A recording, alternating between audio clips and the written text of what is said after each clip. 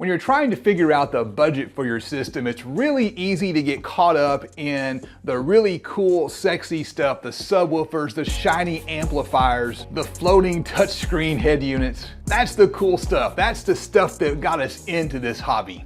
But none of that cool gear is gonna make any sound whatsoever without a bunch of hidden parts that are under the hood and hiding behind your interior panels. In this video, we're gonna go over all those little things because those are the things that are gonna add up and bust your budget.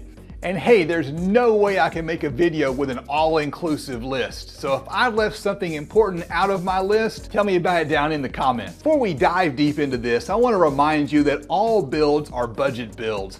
Budgets are just different. Maybe you're a teenager and you're trying to scrape together 500 bucks for your first system.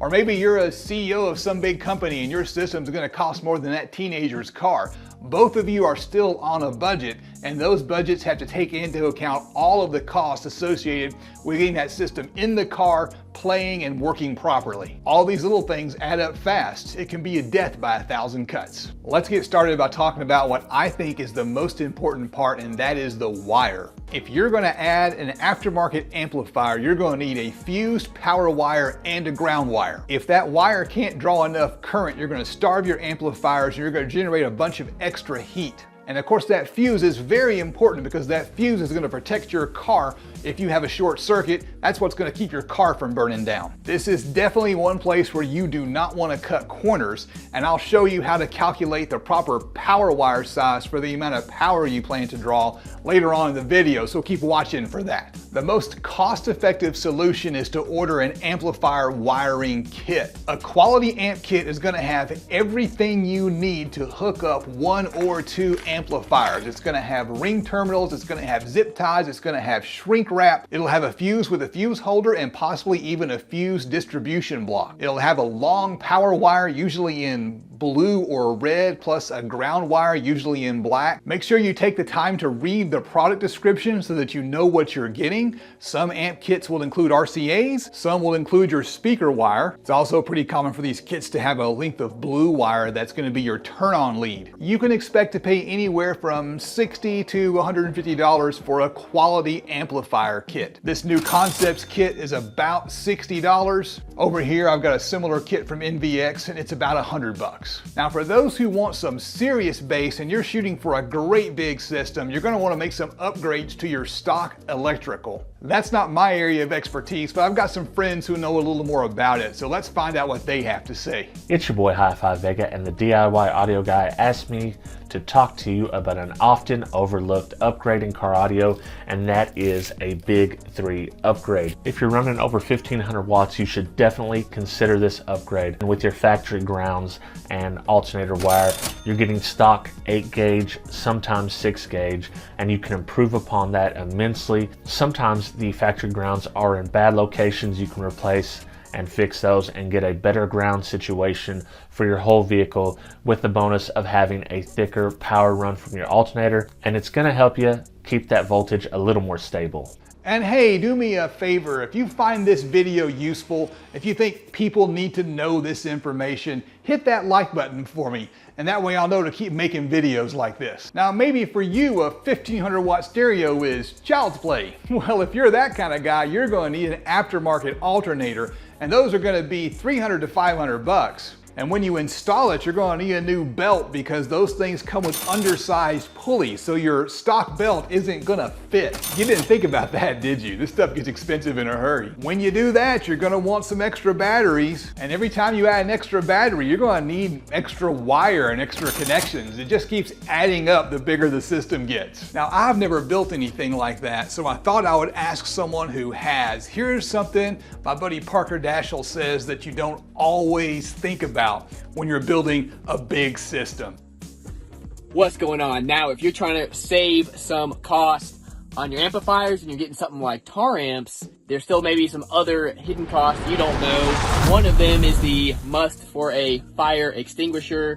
Buying tar amps, gotta buy a fire extinguisher along with it. In all seriousness, guys, tar amps is a lot better than they used to be. I've never had any issues as far as fire related, but it is definitely a good idea to have a fire extinguisher when you're messing with a bigger system like this, especially if you have any sort of battery in the back or anything like that. Thank you to both Rob and Parker for helping me out with this video. I'm sure if you're following me, you're probably following them. But if you're not, I'll make sure to give you a link to their channels down in the video description so you can follow them. In addition to all the costs associated with car audio, Rob and Parker and I as content creators have a ton of other hidden costs that we have to deal with, like the cameras and the microphones and the fancy lights that we use to make our videos. Hey, and we couldn't do any of this without people like you watching our videos. Now, if you wanted to do more to support DIY audio content, you can join these guys right over here. These are some of my supporters over on Patreon. They help me out with a monthly donation to the channel, and I want to give a special shout out to $25 patron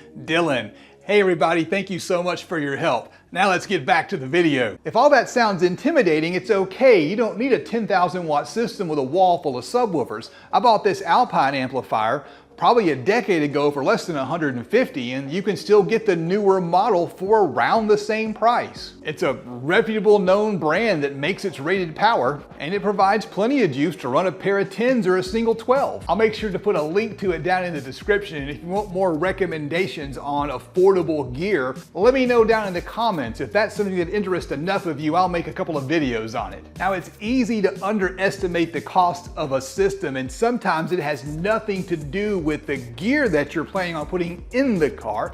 Sometimes it's because of the car itself. As cars are getting more complicated, it's getting harder and harder to add an aftermarket stereo. Consider, for example, this simple entry-level Hyundai here. Even this little Econo box comes with a fancy floating touchscreen head unit that connects seamlessly to your phone using Android Auto or Apple CarPlay. Now, I don't have any idea what it would take to integrate with this system. I haven't done the research on this particular car. Maybe all you need is a simple line-out converter.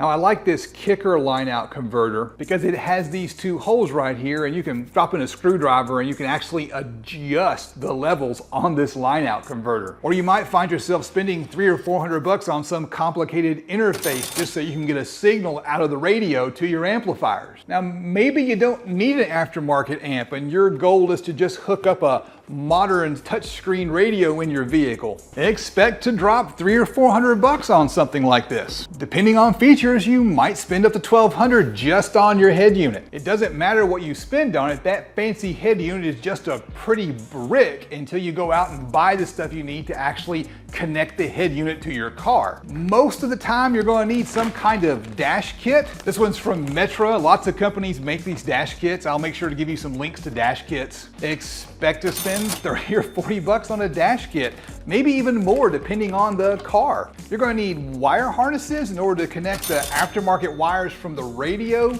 to the car itself. If you want to retain the steering wheel control, you're going to need some kind of a module for that. Expect to spend at least $5 or $6 just on the standard wire harness. A steering wheel control interface could be $100. You'll need things like this adapter so you can use your FM antenna in the car. If your car's got a USB port, you're probably going to need one of these USB retention harnesses as well. Again, a few extra bucks begins to add up. This is a parking brake bypass. That's $15. And if you're going to install that big touch screen, you're probably going to want a backup camera. Hey, you're probably getting a little bummed out and you might be thinking that killer car audio system is totally out of reach. That's the wrong perspective. A better perspective would be to understand that there's all this extra stuff you need in order to make it work. And so you need to save up for a couple of more months and plan for that extra stuff so that you can ensure you've got an actual functioning system. Another perspective is that maybe you should just scale back a little bit. Maybe you don't need to buy that top of the line best subwoofer. Maybe one a little bit cheaper will do the trick.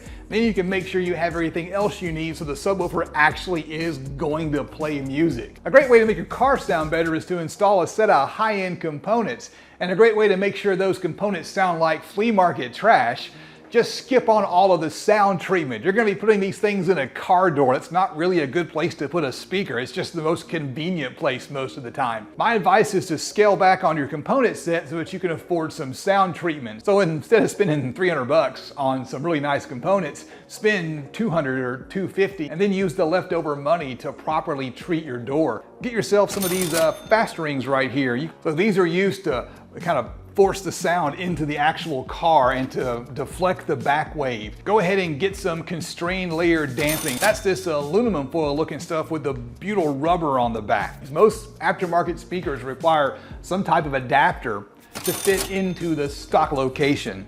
So you're either gonna have to fabricate your own rings or order some. Now they're not terribly expensive to order, but still, it's another thing that adds up. You're also going to need to wire these things. A common thing to do is to connect into the factory wiring and then use some kind of a pigtail like we have here on these speakers. I like to solder on some speaker wire and make my own pigtails using some type of connector like these right here. Hey, I know what you're thinking. You just need a subwoofer in your trunk so you can have some bass. You've got to put that subwoofer in a box. They're kind of useless without an enclosure. Expect to pay $100, $120 at a minimum for a decent prefab box. And maybe you don't want to spend that much money on a prefab box and you realize you can pick up a sheet of MDF for $50 and save yourself some money. But it's never that simple. Raw MDF doesn't look very good, so you're probably going to want some carpet so your box doesn't look absolutely terrible. Another alternative is to cover the box in Duratex. I'm a big fan of Duratex. It's a roll-on bed liner-like textured finish. Carpet doesn't just stick to things automatically. You'll need some kind of adhesive to stick the carpet to the enclosure. That's why I like Duratex. It seems to be expensive, but after you buy the carpet and the adhesive, sometimes it's just cheaper to Duratex it. You'll need some wood glue. You'll need some screws or some brad nails. You'll probably need some clamps to help you hold things together while you're building the box. You gotta find some way to connect your wires to the box. The cheapest way is just drill a hole through the box and jam the wire in and silicone the hole closed. But the silicone still costs money. Terminal cups like this can run you $5 to $10. And if you really want to spend a lot of money on a terminal cup, you can spend $50 or $60 on them. Perhaps the biggest hidden cost is labor.